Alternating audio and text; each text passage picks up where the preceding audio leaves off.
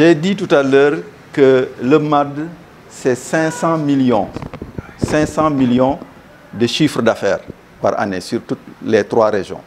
Les gens ne se rendent pas compte, mais le MAD, c'est 500 millions. Ça pèse 500 millions de chiffres d'affaires. Et ça, ce n'est que 30% du potentiel.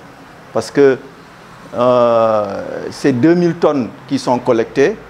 Et ces 2000 tonnes-là ne sont que le produit circulant. Donc, ce que les eaux et forêts collectent sur la route. Vous voyez qu'il y a donc 70% qui n'est pas aujourd'hui collecté, qui n'est pas valorisé. Donc, c'est 500 millions de chiffre d'affaires. C'est par an, sur 3 mois. Sur 3 mois. C'est au niveau de, comment dirais-je, des taxes. C'est près de 30 millions collectés de taxes sur le MAD. Donc, qui peut retourner aux communautés où il y a du MAD et qui peut être valorisé pour pouvoir mettre en place des pépinières, par exemple, sur le MAD. Bon, la saison de l'année dernière, parce que ça fait 3 ans maintenant que le projet accompagne les acteurs pour la mise en marché du produit. Sur ces 2 ans, on a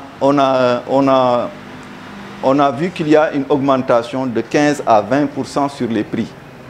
Et je disais tout à l'heure que ça impacte même sur le MAD. Aujourd'hui, on est même accusé par certains. On nous dit souvent que c'est vous qui faites que le MAD aujourd'hui est cher. Mais l'idée, c'est quoi? C'est arriver à ce que les producteurs puissent vivre de leurs produits. Et quand ils sont convaincus qu'avec le MAD ou avec le DITAH, ils peuvent gagner des revenus décents, ils sont beaucoup plus enclins à pouvoir préserver la forêt. Dans le département de Bignona, le MAD, c'est 1 à 2 tiers des revenus des ménages agricoles. Donc si on arrive aujourd'hui à mieux accompagner cette filière, ça peut vraiment constituer une source de revenus vraiment considérable pour les communautés.